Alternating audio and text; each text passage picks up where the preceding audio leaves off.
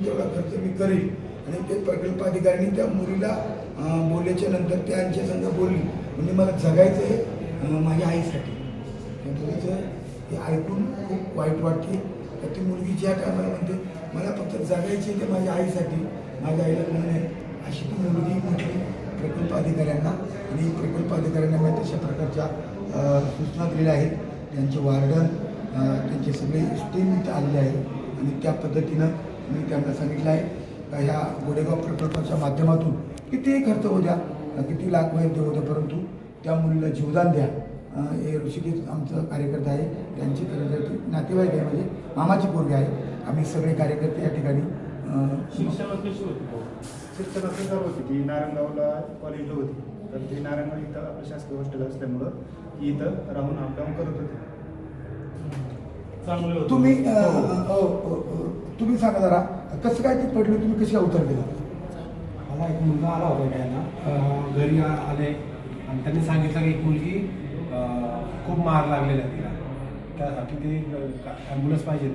मी त्या हिशोबाने मी तिथं पळत गेलो. तिथं ते पाहिलं कंडिशन, ती मुलगी फार अशी उडत होती, म्हणजे तळमळत होती ना, तर मग त्यांना उचलून गाडीत टाकून मग आपल्या वाईसेमला चाललेलं आहे. धन्यवाद तुम्हाला. एका रस्त्यावर तरफडत पडलेल्या एका आदिवासी मुलीला खरं तर जीवदान देण्याचं काम नाही झालं. थोडक्यात ते त्यांनी उचलून ह्या मुलीची अवस्था झटपटीत खासगी दवाखान्यात आणलं, लवकर चांगले उपचार वाचावं. तिला कोणतरी कर्मचारी म्हणले की तुम्ही कुणाला विचारून इकडे आणलं, तुम्ही त्यांना सरकारी दवाखान्यात का नाही नेलं, असं कोणी म्हणलं असेल, चुकीचं कोणी बोललं असेल ना, त्याला सस्पेंड करण्याची व्यवस्था करू आपण. कारण विषय कसं होतो, तो रिसर्च टीमचा पोरगा तो एवढं चांगलं काम करतो संदीप भाऊ. मी मानेडो धरणामधल्या 4 बॉड्या त्या माणसाने काढलेल्या आहेत. इकडं वर याला आपल्या कोपऱ्या मांडवाला अक्षरशः सडलेली बॉडी धरणामध्ये ज्या टायमाला बुडून मृत्यू होतो त्या रिसर्च टीममध्ये 1 नंबरचं काम करणारा तो पोरगा आहे. त्याच्यावरून मध्ये मी आता एका शिवसाहेब आपल्या नगरपालिकेचे त्याच्यावर त्यांच्याशी भांडलो होतो. तुम्ही चांगलं काम करणाऱ्या माणसाला त्रास देऊ नका, नाही तर तुम्हाला शिवला मी उलटं करून तुम्हाला सुट्टी देणार नाही. हे शिवला मी त्या ठिकाणी दम दिला होता एक चांगले माझ्या भाषेमध्ये. आणि इथं खरं तर प्रकल्प अधिकारी खरं तर हजर आहेत आणि प्रकल्प अधिकाऱ्यांचं इथं चांगलीच टीम इथं आलेली आहे. त्यांनी अगदी ताकदीने या मुलीला वाचवण्याचा प्रयत्न खरं तर प्रकल्प अधिकारी करतात. प्रकल्प अधिकाऱ्यांचं काम अगदी चांगलं आहे. या ठिकाणी मी सर्व कार्यकर्त्यांना सांगेन ज्याला ज्याला शक्य होईल त्यांनी मदत करा, परंतु अशा दुःखाच्या प्रसंगामध्ये किंवा अशा हल्ला झालेल्या प्रकरणामध्ये कोणी राजकारण असं काही चांगल्या पद्धतीने आपण सगळ्यांनी मदत करा अशी माझी सर्व कार्यकर्त्यांना आव्हान आहे. नमस्कार. आम्ही इथे येण्याचं कारण म्हणजे अतिशय हृदयद्रावक घटना घडलेली आहे. देव करो अशी वेळ कोणावर येऊ नये, पण आजकालच्या तरुण पिढीला काय झालेलं आहे, कोणत्या गोष्टीचं व्यसन चढलेलं आहे ते सुद्धा कळत नाही. आणि मुळात म्हणजे आपल्या शिवजन्मभूमीमध्ये ही घटना घडणं ही अतिशय म्हणजे लाजिरवाणी आहे.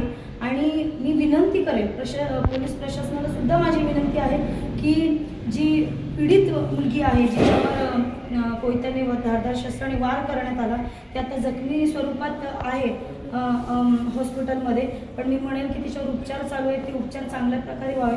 आपले प्रकल्प अधिकारी देसाई साहेब त्यांनी त्या मुलीची संपूर्ण जबाबदारी घेतलेली आहे. आणि भविष्यातही तिला कोणत्या गोष्टीची गरज लागली तर आम्ही सर्व लांडे कुटुंब जसे नेहमी असतो तसे आहोतच. पण मी म्हणेन आपण म्हणजे तरुणांना सुद्धा खास विनंती आहे की आपण एक तरुणींना की जर अशा घटना आपल्यासोबत घडत असतील तर आपण कोणातरी आपल्या वरिष्ठांची मदत घ्यावी, जेणेकरून या गोष्टींना अडथळा म्हणजे कुठेतरी अडथळा होईल की अशा घडणाऱ्या वाईट गोष्टी घडणार नाहीत. आणि मी मुळात म्हणेन की त्या मुलीची तब्येत लवकरात लवकर सुधारावी. आणि डॉक्टरांचे सुद्धा मनापासून आभार की ते अथक प्रयत्न करत आहेत त्या मुलीची तब्येत सुधारण्यासाठी.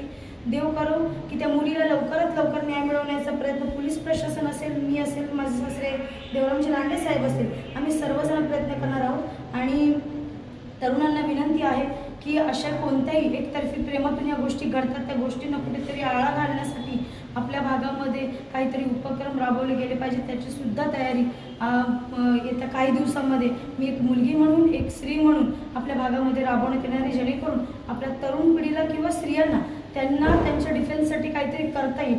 या गोष्टीची काळजी ही भविष्यात मी घेणारच आहे.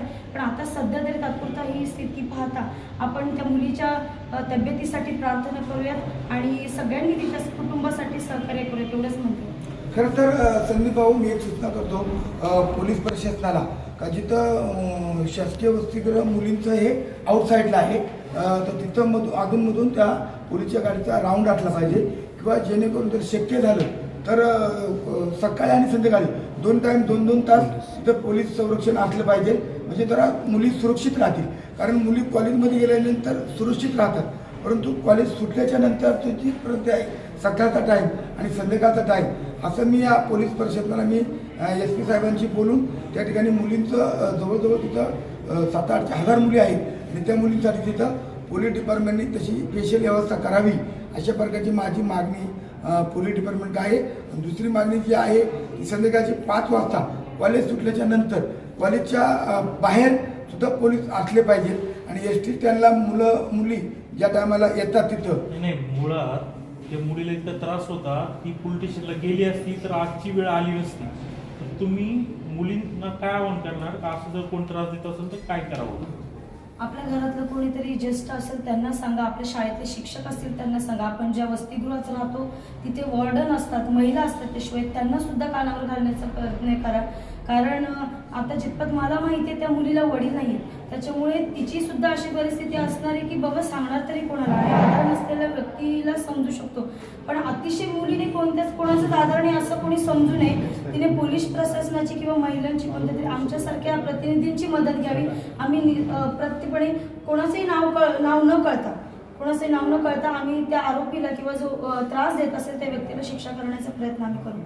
आणि त्या मुलीला खरं तर आमच्याकडून प्रामाणिकपणे माझी सुनबाई असेल, मी असेल, आमचं लांडे कुटुंब प्रामाणिकपणे त्या मुलीचं जसं प्रकल्प अधिकारी साहेबांनी सांगितलं आहे तसं आम्ही पण त्या ठिकाणी त्या मुलीची जबाबदारी काही ना काही खारीत वाटा घेऊ. कारण ती ज्या टायमाला ऑपरेशन एका बाजूचं झाल्याच्या नंतर आता दुसरं ऑपरेशन तिथं चालू आहे, पण ती बोलताना काय म्हणली, मला वडील नाही आहे, मला फक्त मला वाचवा, मला जगायचं आहे, ते माझ्या आईसाठी जगायचं आहे. ह्याच्या टायमाला ती मुलगी ऑपरेशन होताना बोलले म्हणजे तिला परमेश्वराने खरं तर वाचणार आहे, 100% ती मुलगी वाचणार आहे. परमेश्वरांना मी प्रार्थना करतो का तिला खरं तर जीव दाखवतो.